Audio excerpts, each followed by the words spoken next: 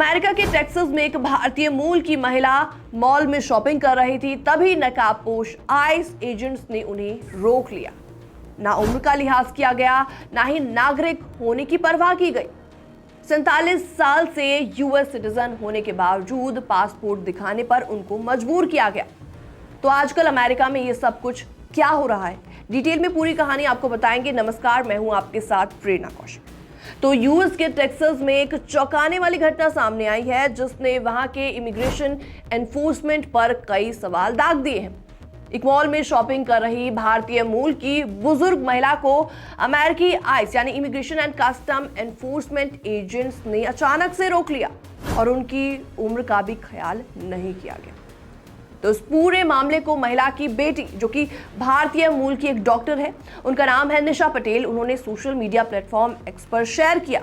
उन्होंने बताया कि उनकी मां के साथ जो कुछ हुआ वो बेहद अपमानजनक, काफी ज्यादा डिसरिस्पेक्टफुल और काफी ज्यादा डरा देने वाला। डॉक्टर पटेल के मुताबिक उनकी मां के पास कुछ मास्क्ड आइस एजेंट्स पहुंचे।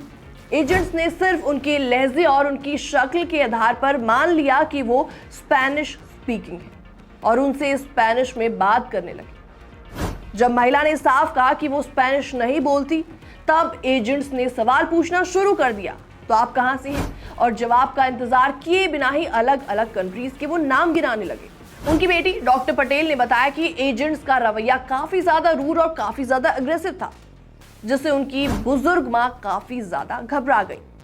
और सबसे ज्यादा हैरानी वाली बात यह रही कि महिला ने एजेंट्स को बताया कि वो पिछले 47 सालों से अमेरिका में रह रही हैं और वो यूएस की सिटीजन भी है। इसके बावजूद आइस एजेंट्स ने उन्हें तब तक जाने नहीं दिया जब तक उन्होंने अपने मोबाइल फोन में मौजूद यूएस पासपोर्ट की उनको फोटो नहीं दिखाई। तो डॉक्टर पटेल ने लिखा, मेरी मां एक अमेरिकी नागरिक है और इस देश में उन लोगों से भी ज्यादा समय से रह रही हैं जो आज उनसे सवाल पूछ रही हैं। अगर कोई सोचता है कि ये सब सिर्फ क्रिमिनल को डिपोर्ट करने तक सीमित है, तो वो गलत है। और ये मामला ऐसे समय पर सामने आया है जब यूएस में आइस और फेडरल इमिग्रेशन एजेंसीज की कार्यप्रणाली को लेकर लगातार आलोचनाएं की जा रही हैं। हाल ही के हफ्तों में इमिग्रेशन एजेंट से जुड़ी शूटिंग इंसिडेंट्स के बाद कई शहर जैसे कि Minneapolis, New York, San Francisco, Boston में विरोध प्रदर्शन भी देखने को मिले। लोगों का कहना है कि एजेंट बहुत ज्यादा सख्ती और शक के आधार पर कार्रवाई कर रहे हैं, वो काफी ज्यादा एग्रेसिव है, जिससे आम नागरिक काफी ज्यादा डर के माहौल में जीने को मजबूर हो गए हैं। और आंकड़ों के मुताबिक फाइनेंशियल ईयर 2024 में अमेरिका में इमिग्रेशन नियमों के उल्लंघन के चलते 2647 भारतीय नागरिकों को आइस हिरासत में ले चुका था। इनमें वीजा की अवधि खत्म होने के बाद रुकना यानी ओवरस्टे करना, अवैध तरीके से एंट्री करना जैसे मामले शामिल थे। और 2025 के अंत तक ये संख्या लगभग 3258 के आसपास रही।